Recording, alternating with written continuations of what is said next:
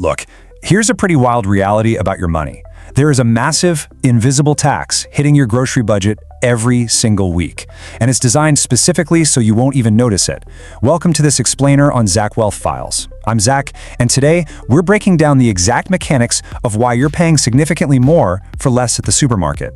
By the time we wrap up, you'll genuinely understand the psychology behind this pricing trick, and more importantly, you'll have a practical, step-by-step action plan to protect your wealth on your very next grocery run.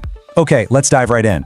A detailed 2026 analysis tracking a standard grocery basket of popular brands revealed a pretty staggering number. The average family of four is now paying $741 more per year for the exact same shopping list they bought in 2020. But here's the part most people get wrong. When we hear our expenses jump by over $700, we immediately blame rising sticker prices. But researchers actually found that a really substantial chunk of that $741 didn't come from higher price tags at all. And that brings up a crucial question you need to ask yourself the next time you're carting down the aisle. Is that bag of chips or that box of cereal actually the same size it was last year? Or does it just kind of look the same? The data shows a major piece of your increased grocery bill comes from paying the exact same price for less product. You're buying the same physical box, but the net weight inside has quietly dropped. This documented strategy fundamentally changes how we measure the cost of our daily lives. And honestly, understanding it is step one in taking control of your personal finances. We call this shrinkflation.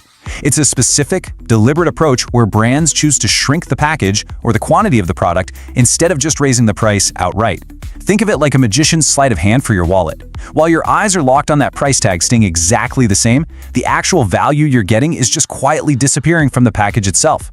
Now, as a quick reminder, everything we cover here is for general education.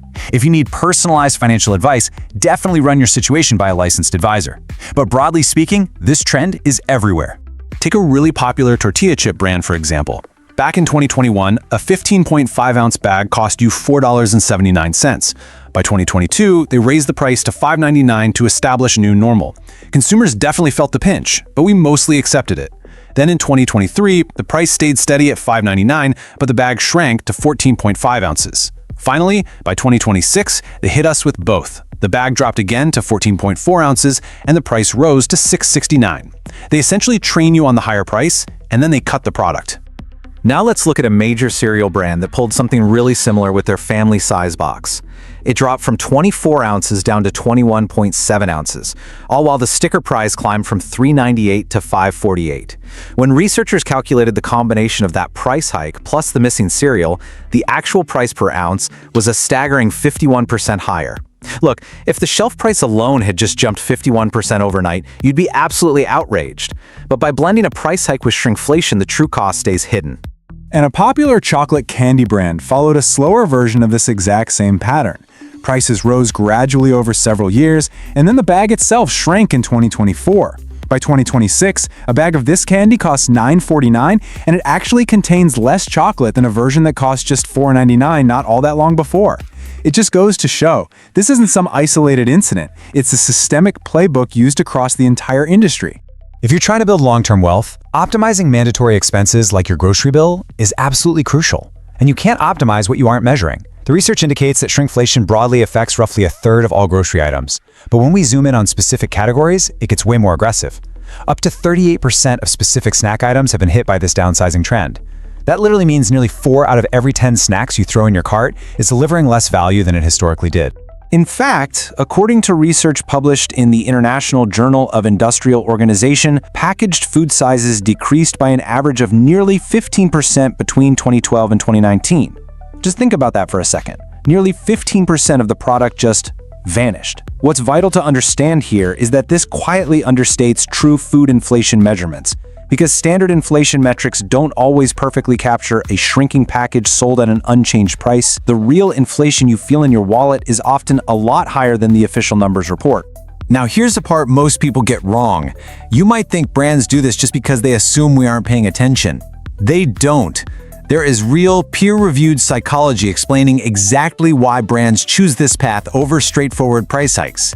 It is a highly calculated scientific approach to human behavior.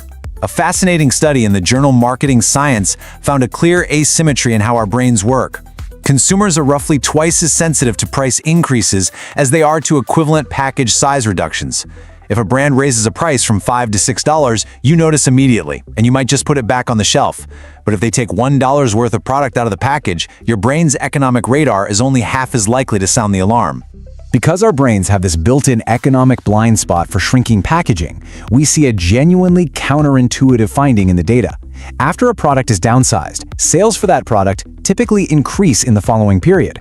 Because the price on the shelf hasn't visibly changed, it completely avoids your purchase hesitation. This tactic actively bypasses your financial defenses, bumping up the company's short-term sales while quietly draining your grocery budget's purchasing power. So, survey data shows that 75% of Americans are aware of shrinkflation generally. I mean, it's in the news, people complain about it online. But there's a massive gap between knowing a trick exists and actually catching the magician in the act. Catching shrinkflation on a busy grocery run, especially with kids in tow or when you're in a rush, relies on your long-term memory of exact ounces and grams. And honestly, accessing that accurately in the moment is nearly impossible. So how do we actually fight back? On Zak Wealth Files, we don't just admire the problem, we fix it. Here is a practical, highly actionable 5-step framework you can use this week. Step 1, rely entirely on the unit price. It's that tiny price per ounce on the shelf tag. This is your financial truth serum. Step 2, take a quick photo of the net weight of items you buy all the time so you actually have a baseline. Step 3, shift to generic or store brands for your staples, since research shows they tend to shrinkflate less aggressively. Step 4, buy in bulk, but do it selectively. Make sure you'll actually use the product before it expires so you aren't just wasting money. And Step 5, vote with your wallet. If a brand shrinks, switch brands. Collective consumer response is literally the only documented force that makes companies reverse this practice. Now, just an honest caveat to make sure we're keeping things perfectly accurate here. Not all package changes are deliberate, malicious shrinkflation.